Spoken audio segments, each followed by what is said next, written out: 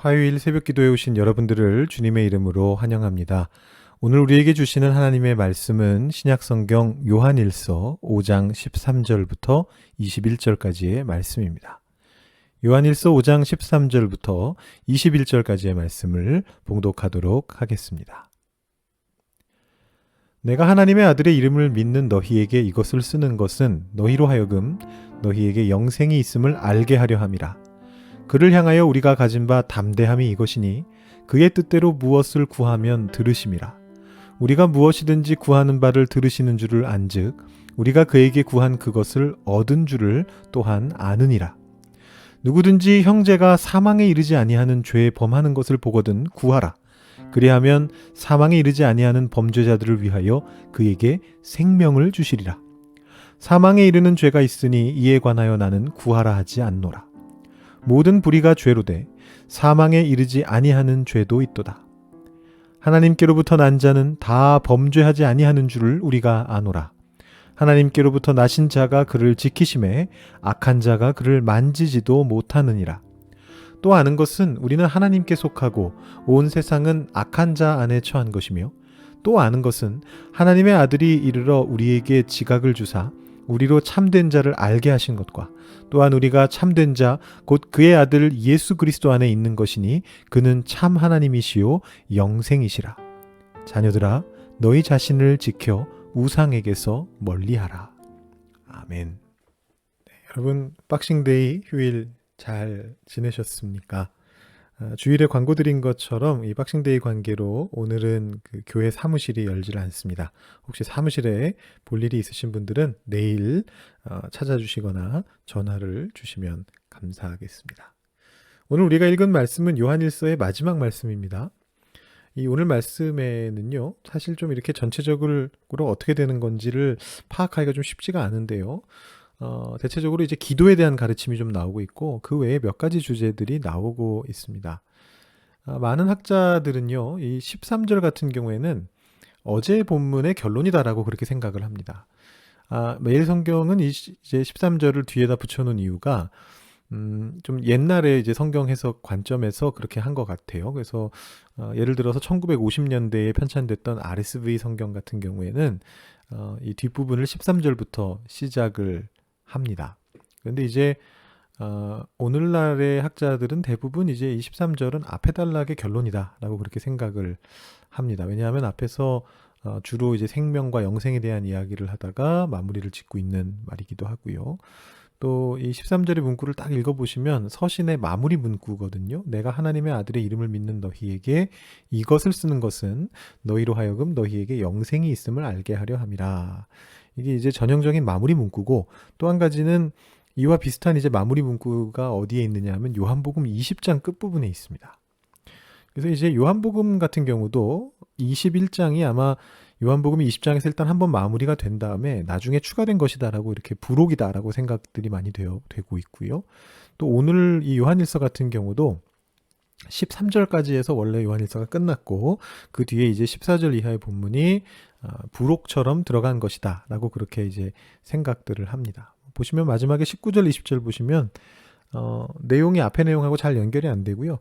또 아는 것은 이런 식으로 계속 이야기를 하는데, 그래서 이것이 아마 앞의 내용에 대해서 좀 이렇게 마치 주석을 붙이듯이 붙여놓은 내용일 것이다 이렇게 보는 학자들도 있습니다. 어쨌든 그래서 오늘 본문이 전체적으로 이제 좀 여러 가지 내용이 섞여 있는 좀 그런 내용입니다. 그래도 이제 전체적으로 한번 맥락을 찾아볼 수는 있는데요. 일단 14절 15절에서 요한이 기도에 대한 가르침을 주고 있습니다. 이 가르침을 잘 보시면 예수님께서 요한복음에서 이미 말씀하셨던 내용하고 거의 비슷합니다. 5장 15절 보시면 우리가 무엇이든지 구하는 바를 들으시는 줄을 안즉 우리가 그에게 구한 그것을 얻은 줄을 또한 아느니라 이렇게 이야기하는데, 요한복음에 보시면 같은 저자인 요한이 쓴 요한복음에 보시면 예수님이 뭐라고 얘기하시느냐 하면 여러 군데 나오는데 제가 하나만 읽어보겠습니다. 너희가 내 안에 거하고 내 말이 너희 안에 거하면 무엇이든지 원하는 대로 구하라. 그리하면 이루리라. 15장 7절에 이렇게 적혀 있습니다. 자, 근데 이제 문제가 있습니다. 이 앞의 내용은 예수님 말씀하고 거의 같은데요. 문제는 예수님께서 뭐라고 얘기하셨느냐 하면 무엇이든 구하라 라고 말씀을 하셨거든요. 그래서 요한도 이 14절 15절에 보면 무엇이든 구하라 라고 그렇게 이야기를 합니다. 그러면 주실 것이다. 요한은 심지어 이미 주셨다라는 식으로 얘기를 하고 있어요. 15절 끝부분에 보시면. 그런데 문제는 요한이 그 다음 16절, 17절에서 이 앞의 내용하고 연결되는 것처럼 보이는 어떤 사례 연구를 진행하고 있습니다. 어떤 사람이 죄를 범하였을 때 어떻게 기도해야 하는가라는 부분에 대한 어떤 케이스 스터디를 하고 있는데요. 근데 여기서 뭐라고 얘기하느냐 하면 요한이 사망에 이르지 않는 죄를 범할 때는 그 사람을 위해서 기도해주고, 이 구하라라는 거는 그 사람을 세이브하라는 게 아니고 이제 기도해주라는 얘기입니다. 근데 문제는 사망에 이르는 죄와 관련해서는 구하라고 하지 않는다. 나는 구하라고 말하지 않는다. 이렇게 이제 이야기를 하고 있습니다. 그러니까 이게 좀 의아한 부분입니다. 예수님은 다 구하라고 하셨거든요. 무엇이든 구하라. 근데 요한은 왜 여기서 사망에 이르는 죄에 관하여는 나는 구하라 하지 않노라 라고 그렇게 말하고 있는 것일까요? 물론 이제 요한이 절대로 그것에 관해서는 구해서는 안 된다라고 금지 명령을 내리고 있지는 않습니다. 그죠? 그냥 이제 조언이죠. 나는 구하라라고는 하지 않겠다라고 얘기합니다. 그렇지만 이게 맥락적으로 볼 때 여기에서 나는 구하라고 하지 않노라라는 이 말이 실질적인 의미는 구하지 말라는 말이거든요. 구하지 말아라 라는 얘기입니다. 그냥 그렇게 표현만 안 하고 있을 뿐이지 약간 돌려 말하고 있지만 이 부분에 대해서는 기도하지 말아라 라고 얘기를 하고 있는 것입니다. 그래서 이제 제가 참고한 한 주석책에서는 요한이 이렇게 모호하게 말하는 까닭이 있다. 그 까닭은 뭐냐면 예수님께서 분명히 뭐든지 구하라고 말씀하신 것을 요한도 알고 있고 독자들도 알고 있기 때문에 그 예수님 말씀의 정면으로 반대되는 말을 쓸 수는 없었던 것 같다. 그러니까 요한은 입장에서는, 요한의 의도에서는 사망에 이르는 죄에 대해서는 구해서는 안 된다라고 말하고 있는 건데 그게 맞는데, 그렇지만 예수님이 뭐든지 구하라고 말씀하셨으니까 일단 살짝 돌려서 말했다라는 것이죠. 근데 문제는 여전히 문제가 남아있죠. 그렇다면 이제 요한의 의도와 예수님의 말씀이 충돌하느냐라는 것이죠. 이것은 이제 오늘 말씀을 전반적으로 어떻게 해석하는가의 문제하고 연결이 되어 있습니다. 오늘 말씀을 표면적으로 읽는다면, 제가 자주 요즘 하는 말 중에 하나인데요. 말씀을 표면적으로 읽는가 아니면 그 안에 있는 깊은 뜻을 보는가인데, 이 말씀을 표면적으로 읽어보면 요한이 사망에 이르는 죄와 사망에 이르지 않는 죄를 구분하고 있다라고 그렇게 보여집니다. 근데 그렇게 보기에는 좀 문제가 있습니다. 어떤 문제냐 하면요. 그걸 구분하고 있는 것 같은데 정작 요한이 그런 죄의 구분에 대해서 더 이상 구체적인 설명을 하지 않고 있다는 거예요. 뭐가 사망에 이르는 죄고 뭐가 사망에 이르지 않는 죄인가 라는 거에 대한 설명을 안 하고 있다라는 것입니다. 설명을 안 하면서 이 얘기를 한다는 것은 둘 중에 하나입니다. 설명을 안 해도 이것을 보는 사람들이 다 알아듣거나 아니면 뭔가 다른 해석이 필요하거나. 예를 들면 이게 중세 이후 이제 가톨릭에서는 이 둘을 구분합니다. 실제로. 그래서 이게 디테일하게 나와 있습니다. 그래서 사망에 이르는 죄가 뭐냐 하면 교만, 탐욕, 색욕, 질투, 탐식, 분노, 나태 이렇게 7가지를 이제 대죄, 중죄로 이제 간주합니다. 그 안에 탐식이 있습니다. 음식을 너무 많이 먹거나 막 골라 먹거나 이러는 것도 사망에 이르는 죄에 해당합니다. 이 7가지 죄를 형상화한 이 악마가 따로 있을 정도로, 교만은 루시퍼고 탐욕은 뭐고 이렇게 할 정도로 가톨릭 쪽에서는 굉장히 유명한 얘기입니다. 근데 요한이 그걸 알고 있었을 가능성은 0에 가까워요. 이 7가지 죄 같은 경우는 언제 처음 나오냐면 약 6세기 정도에 나오기 시작하거든요. 마찬가지로 요한의 공동체, 이 글을 읽고 있는 독자들이 그것을 알고 있었을 가능성도 전무합니다. 그러니까 이제 요한이 자기도 모르고 회중도 모르는 것을 아무런 부연 설명 없이 설명했다? 이것은 조금 익숙하지 않죠. 그래서 이게 논리적으로 이해가 안 되기 때문에 어떤 학자는 뭐라고 얘기하느냐 하면 관점을 완전히 바꿔야 된다. 다른 해석이 필요하다라고 얘기합니다. 그게 뭐냐 하면 이 죄의 문제가 중보기도와 연관되어 있다는 점에 주목해야 된다는 것입니다. 16절 앞부분에 보시면 누구든지 형제가 사망에 이르지 아니하는 죄 범하는 것을 보거든 구하라 이렇게 되어 있거든요. 이 구하라가 아까 말씀드린 것처럼 세이브 해달라는 소리가 아니고 기도하라라는 뜻입니다. 프레이하라는 얘기입니다. 이 내용이 결국은 앞에 나와 있는 14, 15절의 기도의 주제하고 연결되어 있습니다. 여기에서 사망에 이르지 않는 죄를 범하는 사람은 형제입니다. 형제라고 되어 있습니다. 반면에 그 뒤에 사망에 이르는 죄에 대해서는 요한이 모호하게 묘사하고 있고요. 누가 그 죄를 짓는지에 대해서도 전혀 얘기하지 않습니다. 그래서 이제 제가 참고한 이 주석책을 쓴 이 학자는 애초에 사망에 이르는 죄는 형제가 짓는 것이 아니다. 그러니까 하나님을 믿는 사람이 아니고 다른 사람들을 얘기하는 것이다. 이렇게 이제 해석을 합니다. 근데 이 해석이 괜찮은 이유가 이제 뒤에 나오는 18절부터 20절의 말씀, 조금 이 내용이 왜 여기 붙어 있나 싶은 이 내용을 통해서 조금 뒷받침이 돼요. 그래서 18절에 보시면 하나님께로부터 난 자는 다 범죄하지 않는다라고 말하는데 앞에 16, 17절하고 연결해서 보시면 여기서 말하는 범죄라는 건 사망에 이르는 죄를 저지르지 않는다라는 거거든요. 하나님께로부터 난 자는 우리가 어제 본 것처럼 우리들을 말하는 겁니다. 크리스천들을 말하는 건데요.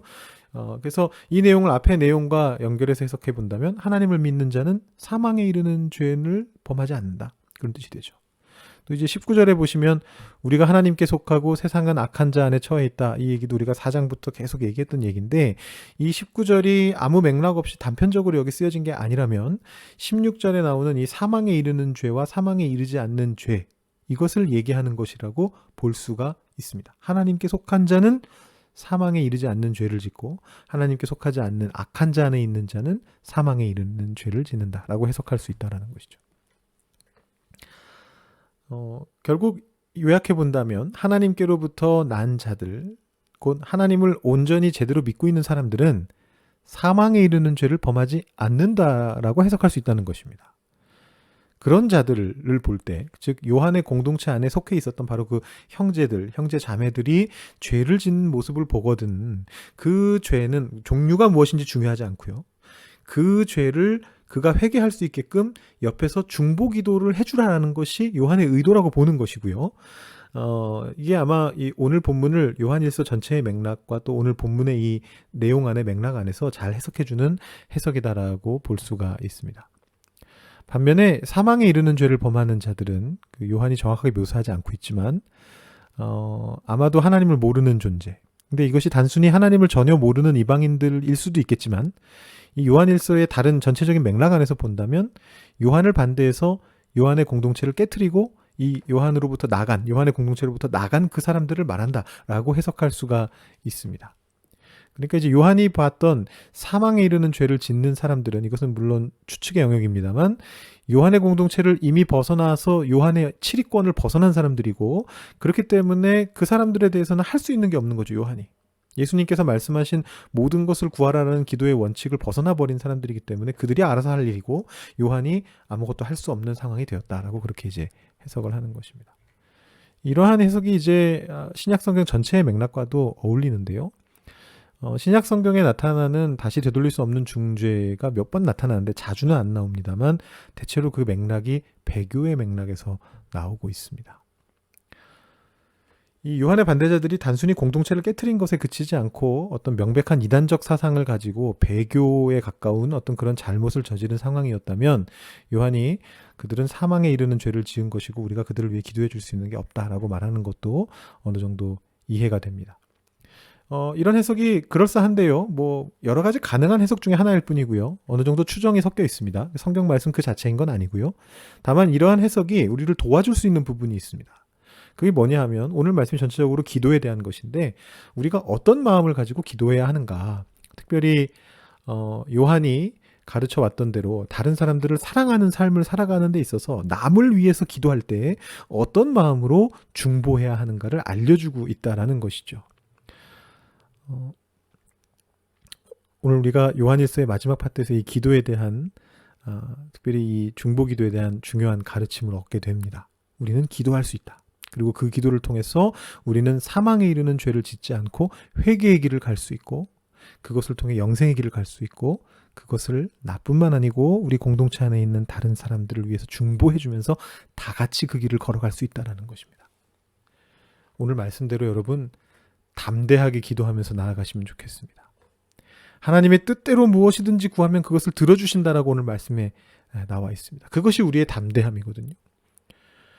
오늘도 우리가 말씀을 통해 하나님 뜻을 알기 위해 노력하였지 않습니까? 그리고 그 하나님의 뜻대로 하나님 앞에 담대하게 나가는 거예요. 그리고 기도하는 겁니다. 특별히 우리와 함께 신앙생활하고 있는 우리의 형제자매들을 위해서 기도합니다. 우리의 같은 공동체 안에 있는, 신앙의 공동체 안에 있는 우리의 가족들과 우리의 교회에 있는 성도님들과 이분들을 위해서 기도하는 겁니다. 그들이 어떤 배교라든가 성령을 모독하는 그런 죄를 지은 것이 아니라면, 그들이 어떤 죄를 범하였다 할지라도 회개하고 돌아올 수 있도록 기도하는 겁니다. 그래서 그 사람들이 우리와 함께 세상 안에서 하나님의 뜻대로 살아나갈 수 있기 위해서 우리가 같이 기도해 주는 것입니다. 그때 그 기도의 능력이 반드시 우리에게 임하게 될 것입니다. 그런 마음을 가지고 오늘 이 시간 함께 기도하는 시간 갖도록 하겠습니다. 제가 마침 기도하고 또 우리 계속해서 기도하시고 마치시면 되겠습니다. 기도하겠습니다. 하나님 아버지, 우리 요한 1서를 계속해서 살펴볼 수 있게 해주시고 하나님의 사랑에 대해서 다시 한번 생각해 볼 수 있게 해주시니 감사합니다. 특별히 오늘은 그 중에서도 우리가 어떤 마음을 가지고 다른 사람들을 위하여 기도해 주어야 하는지, 이 중보 기도에 대해서 다시 한번 생각해 보았습니다. 하나님, 사망에 이르는 죄, 사망에 이르지 않는 죄, 이것을 구분하려고 너무 애쓰기보다 우리가 어떤 죄를 지었다 할지라도 하나님 앞에 회개하고서 돌아설 수 있다는 것을 다시 한번 기억하고, 또한 그것이 우리의 형제들, 자매들, 우리와 함께 신앙생활하고 있는 우리 공동체의 지체들을 위해서 우리가 중보할 수 있는 중요한 기도 제목이라는 것을 기억하게 하여 주시옵소서. 그래서 우리가 형제들을 위해 기도하며 자매들을 위해 기도하며 그들의 잘못이 있다면 그 잘못을 회개하고 돌아올 수 있게 하시고, 그들과 우리가 함께 한 마음이 되어서 이 세상 안에 하나님의 뜻을 펼칠 수 있는 우리 교회 공동체 안에서, 우리 가족 공동체 안에서, 우리의 모든 신앙의 공동체들 안에서 이 하나님의 뜻을 함께 한 마음으로 펼쳐나갈 수 있는 우리 한 사람 한 사람이 되게끔 주님께서 우리에게 임재하여 주시옵소서. 주님의 그 능력을 기대하며 오늘 하루를 주님께 올려드리며 주님과 함께 살아가기를 소망합니다. 주님께서 오늘 하루에도 우리와 함께하여 주시옵소서.